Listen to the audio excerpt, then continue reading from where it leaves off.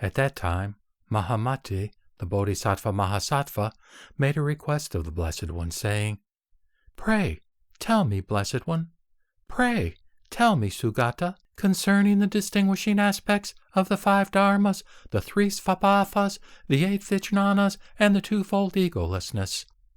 By recognizing the distinguishing aspects of the twofold egolessness, I and other Bodhisattva Mahasattvas will be able to establish those truths while effecting a continuous development through the various stages of Bodhisattvahood.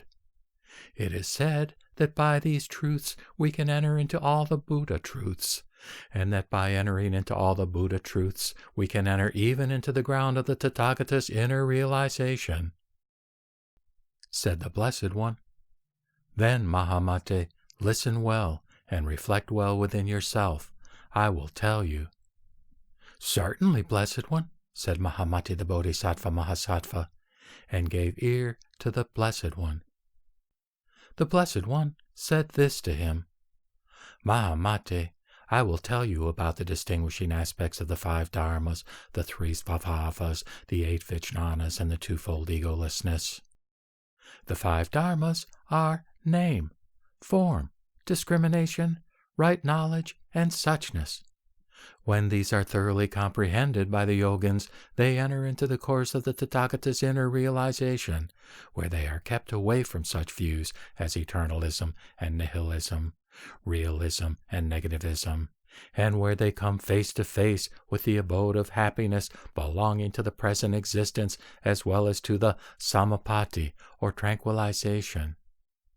But, Mahamate, as the ignorant do not understand that the 5 dharmas, the 3 svabhavas, the 8 vijnanas, and the twofold egolessness, together with the external objects which are regarded as existent and non-existent, all these are no more than what is seen of the mind itself. They are given to discrimination, but it is otherwise with the wise." Said Mahamate, "How is it that the ignorant are given up to discrimination and the wise are not?" Said the Blessed One, "Mahamate, the ignorant cling to names, ideas, and signs. Their minds move along these channels.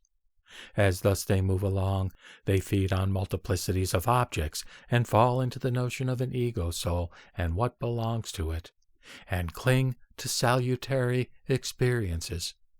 As thus they cling, there is a reversion to ignorance, and they become tainted. Karma, born of greed, anger, and folly, is accumulated. As karma is accumulated again and again, their minds become swathed in the cocoon of discrimination as the silkworm, and, transmigrating in the ocean of birth and death, they are unable, like the water-drawing wheel, to move forward.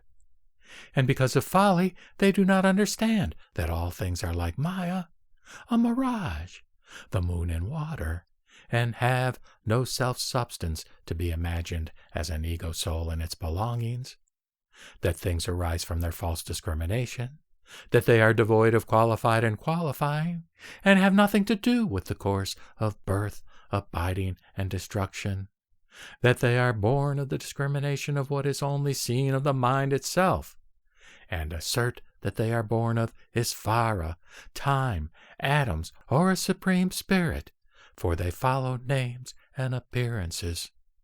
Mahamate, the ignorant move along with appearances. Further, Mahamate, by appearance is meant that which reveals itself to the visual sense and is perceived as form, and in like manner that which appearing to the sense of hearing, smelling, tasting, the body, and the manovijnana is perceived as sound, odor, taste, tactility, and idea. All this I call appearance. Further, Mahamate, by discrimination is meant that by which names are declared, and there is thus the indicating of various appearances.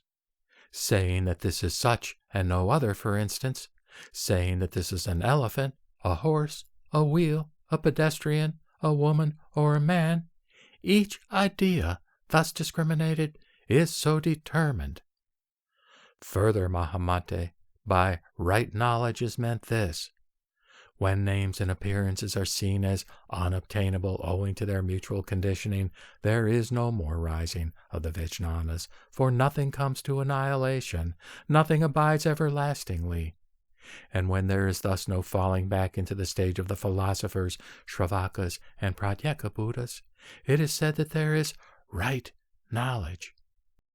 Further, Mahamate, by reason of this right knowledge, the Bodhisattva Mahasattva does not regard name as reality and appearance as non-reality.